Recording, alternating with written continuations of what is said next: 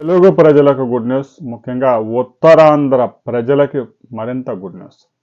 విశాఖపట్నంలో మనం TCS company వస్తూ ఉందని మనం గతంలోనే ఒక వీడియోలో చెప్పుకున్నాం. సాఫ్ట్వేర్ దిగ్గజం, భారతదేశంలోనే నెంబర్ 1 కంపెనీ, ప్రపంచంలో కూడా టాప్ ఐటీ కంపెనీల్లో టీసీఎస్ ఉంది. అలాంటి కంపెనీ విశాఖపట్నంలో పెద్ద ఎత్తున కార్యకలాపాలు ప్రారంభించేందుకు రాబోతా ఉంది. కేవలం టీసీఎస్ వస్తుందనే ఒక ఆనందమే కాదు, ఒక పెద్ద కంపెనీ కనుక అక్కడ పెడితే దానికి అనుబంధంగా వచ్చే చాలా కంపెనీస్, స్టార్టప్లు వేల సంఖ్యలో ఉంటాయి. హైదరాబాద్లో హైటెక్ సిటీ పెట్టినప్పుడు ఐటీ కంపెనీలు పెద్దగా లేవు. హైటెక్ సిటీ పెట్టిన తర్వాత అనేక కంపెనీలు వచ్చి అక్కడ ఏర్పాటు చేసుకున్నాయి. అంటే ఒక వాతావరణాన్ని క్రియేట్ చేయడం కోసం రాష్ట్ర ప్రభుత్వం విశాఖపట్నంలో టీసీఎస్ కంపెనీకి 21 ఎకరాలు కేటాయించింది. భూమి ప్రభుత్వానికే ఉంటుంది, లీజుకి ఇచ్చింది. ఆ భూమిలో 1200 కోట్ల రూపాయల వ్యయంతో టీసీఎస్ ఒక పెద్ద కార్యాలయాన్ని నిర్మించబోతా ఉంది. రాబోయే 36 నెలల్లోనే ఆ కార్యాలయం పనులు కూడా పూర్తి చేయబోతా ఉన్నారు. 12,000 మందికి ఐటీ ఉద్యోగాలు ఇవ్వబోతా ఉన్నారు విశాఖపట్నంలో మొదటిసారిగా. విశాఖపట్నంలో ఇప్పటిదాకా చూసుకున్న మొత్తం 2-3 వేల మంది కంటే ఐటీ ఉద్యోగులు ఉండరు.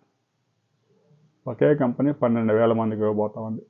టీసీఎస్తో పాటు మరికొన్ని ఐటీ కంపెనీలు కూడా విశాఖపట్నంలో కార్యకలాపాలు ప్రారంభించేందుకు సిద్ధంగా ఉన్నాయి. ఒక్క ఏడాదిలోనే 46,000 కొత్త ఉద్యోగాలు ఇచ్చేందుకు టీసీఎస్ నోటిఫికేషన్ జారీ చేసింది. అంటే వాళ్ళ రిక్వైర్మెంట్స్ అలా ఉన్నాయి. రిజైన్ చేసి వెళ్ళే వాళ్ళు కొంతమంది ఉన్నా కూడా కొత్త రిక్రూట్మెంట్ కూడా పెద్ద ఎత్తున జరుగుతూ ఉంది. ఇక ముఖ్యంగా ఢిల్లీ, బాంబే, పూణే, బెంగళూరు, హైదరాబాద్, చెన్నై లాంటి నగరాల్లో ఐటీ ఉద్యోగులు ట్రాఫిక్లో ఇరుక్కుపోయి గంటల తరబడి కార్యాలయాలకు వెళ్ళడానికి నానా ఇబ్బందులు పడుతున్నారు. హైదరాబాద్లో గంటకి సగటు ప్రయాణం 8 కిలోమీటర్లు, బెంగళూరులో గంటకి 7 కిలోమీటర్లు, చెన్నైలో గంటకి 12 కిలోమీటర్లు, పూణేలో గంటకి 13 కిలోమీటర్లు, బాంబేలో అయితే గంటకి 6 కిలోమీటర్లు, ఢిల్లీ, నోయిడా లాంటి ప్రాంతంలో అయితే ట్రాఫిక్లో ఇరుక్కుపోతే ఎప్పుడు బయటకు వస్తలేదు. ఇలాంటి పరిస్థితుల్లో 2 టైర్ సిటీస్ మీద ఐటీ కంపెనీలు దృష్టి సారించాయి. కేరళలోని కొచ్చిన్, తిరువనంతపురం, విశాఖపట్నం ఇలాంటి నగరాల్లో 20-25 లక్షల జనాభా ఉంటుంది.